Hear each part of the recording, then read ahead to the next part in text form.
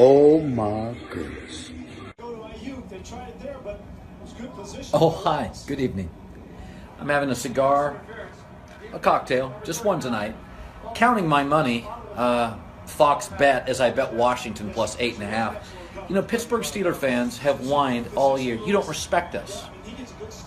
Well, I have eyes. I don't worry about records. I have data, I have eyes. Tonight, Cleveland's better than you. Kansas City's better. The Saints are better.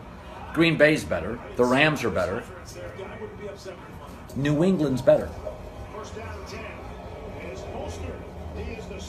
Giants may be better.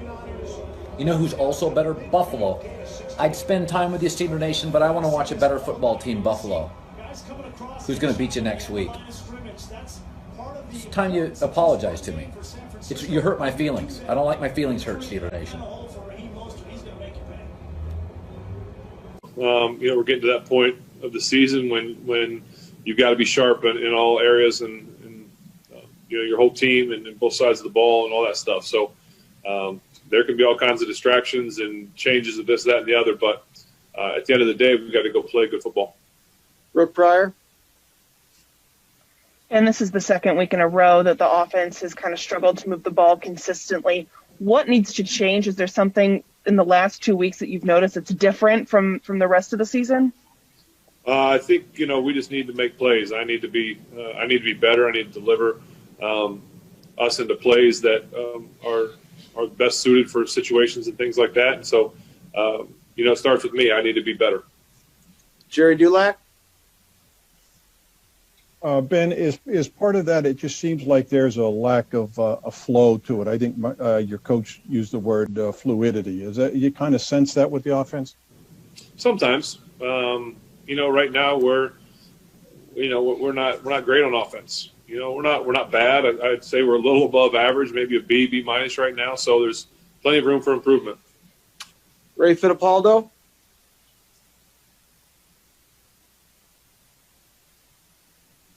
And how comfortable were you with the wheel route to McFarland, and did that play work in practice when you ran it this week?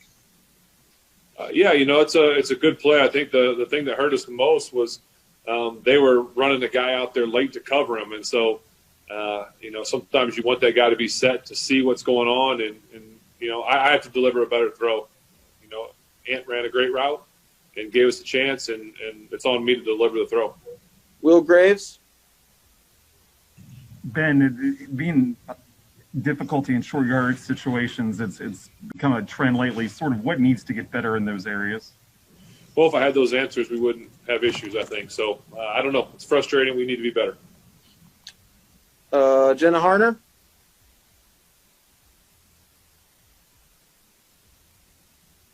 Ben, I know it's obviously early and you haven't had a chance to look at the film or anything, but what are some of the initial takeaways you guys have from this game? I wasn't good enough. We didn't put up enough points, and we didn't possess the ball long enough. Joe Rutter.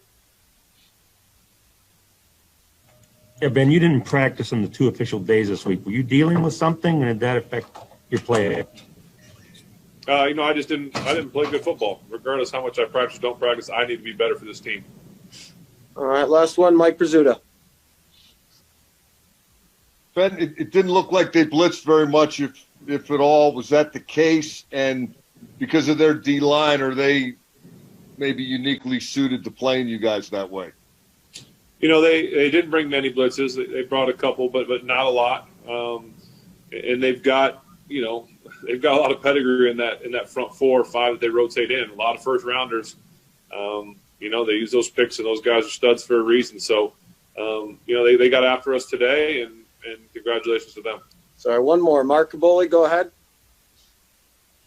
Ben, it looked like they were dropping the safeties a little bit closer to the line of scrimmage. Did that hinder you with some of the underneath stuff, short stuff you tried to do? Yes and no. We understand that people are going to bring guys down to take away some of the quick game. We need to make the plays over the top, and we did some of that tonight, but not enough of it. All right, thank you, everybody. To Coach Rivera and the Washington football team, man, they made the significant plays tonight, and we didn't, particularly in the second half. And I thought that was the difference in the game.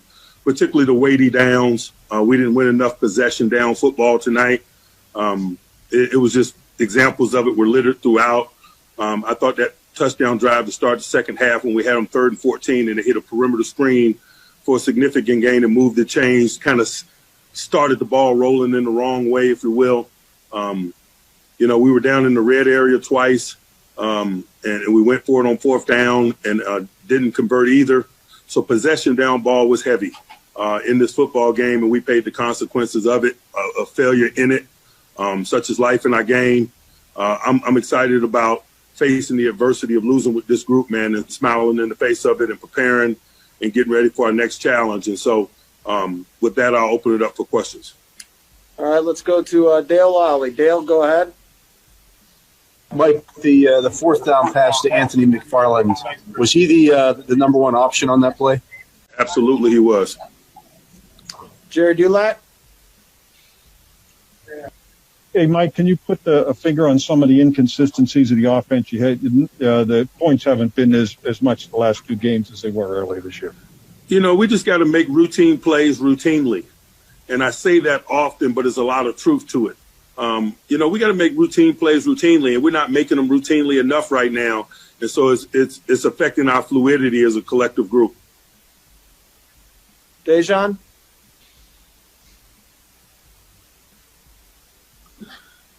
Mike, what's your level of confidence in the running game right now? You're calling there's pass plays being called on a lot of 3rd and short, even 4th and short. I'm just worried about us fluidly moving the football, whether it's run or pass. We move it how we choose to move it. The way that we chose to move it tonight wasn't fluid enough for us to have victory, and particularly in the moments that you mentioned. Brooke Pryor? Mike, is there any amount of weight that's lifted with the undefeated season, that streak being over? I know you said you guys like to learn after losses, but can you learn even more, or learn after wins? Can you learn even more after a loss like this? Hey, we step into a stadium each week with intentions toward winning, and so our intentions will be the same next week. We just live one week at a time. It's not a collective for us. Joe Rutter? Yeah, Mike, you talk about routine plays. Would some of those drops be characterized as routine, and how concerning is that? A lot of them be characterized as routine. Mike Pizzuto? Mike, why are you excited to face adversity with this group? Because, man, different points along the journey, you get a chance to learn about yourself, who you are, what you're made of, individually and collectively, and it takes the journey to reveal that. And so, we're faced with a loss now, so we'll get an opportunity to smile in the face of it. Mark Caboli? Hey, Mike, they're having a lot of success in the second half with the running back out of the backfield. Can you put a finger on why they were so successful? We just weren't tight enough, and you got to give credit to those guys, but we weren't tight enough. We just, particularly as some of the injury things set in, just the communication and stuff on the defensive side of the ball got a little scattered. We got to be better. Along those lines, Joe Hayden had a concussion. Robert Spillane had a knee injury that's being evaluated.